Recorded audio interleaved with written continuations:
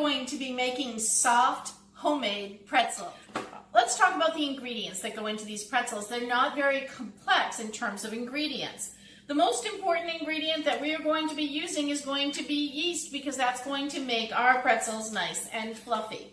We're going to be using flour, a good amount of it, some sugar, some salt. We're going to be using butter, and we're going to be using the yolk of an egg as well as some baking soda, and we're going to be using a little bit of vegetable oil.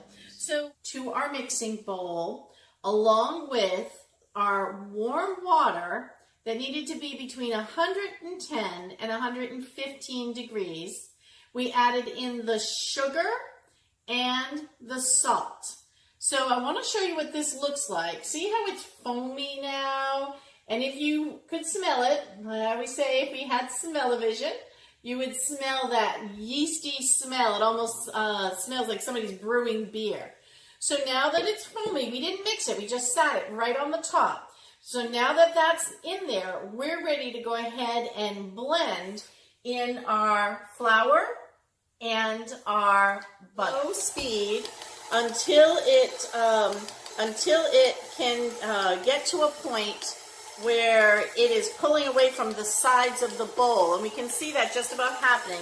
Then we can move it up to a medium speed. We did not want to start it out at any speed that was high in the beginning, or else your flour would have ended up all over the place. So I want to make sure my bowl is locked in there nice and tight. Just going to make sure everything isn't moving around here. And it needs to knead for about 4 to 5 minutes. And so we're just going to go through this process until it is completely kneaded. All right, everyone. So I want to show you this. My pan that I was mixing in my bowl and my mixer, the dough became too dense for it to continue to mix up and stir in there. So what I'm going to be doing is I'm just kneading this the rest by hand. So if this becomes too dense for you, just remember to go ahead and remove the bowl if your bowl starts bouncing around too much, and just finish it by hand. And again, this is the nice thing about cooking. There's always an alternative.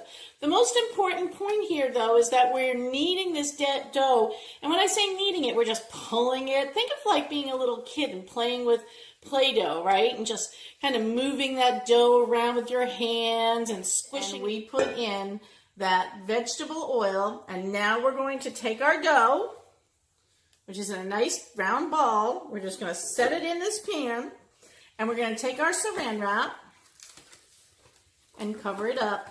And this is going to sit for 50 to 55 minutes until that dough has risen.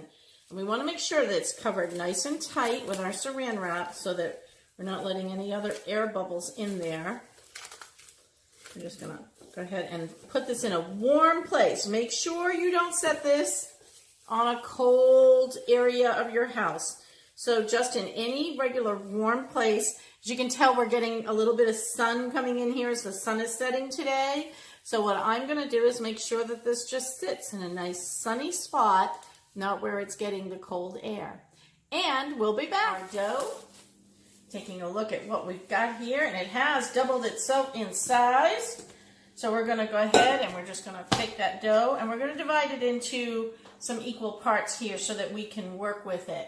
So I'm going to just take a large knife and come through and just cut it into some pieces.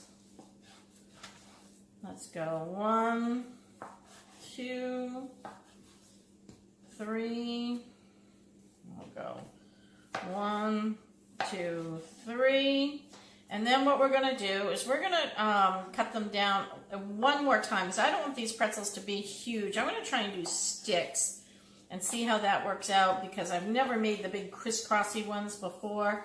So I'm going to try the stick ones and see if that will work out a little bit better for the way I want to cook them. So I've divided them all into these little pieces so that we have something to work with. And we're going to form this dough the way that we want to form it. So I was going to do sticks. So what I've done is I've flattened it out. I'm going to make these little sticks out of them. And there we go, like a little cigar shape so that you can see. Let's see if I can do another one. Just going to flatten it out a little bit so that I can work with it, my pin. And then I'm going to just take it and roll it with my hands. And there's stick number 2. I'm trying to keep them as even as I can. And we're going to be dropping these into some boiling water that has been prepped with some baking soda.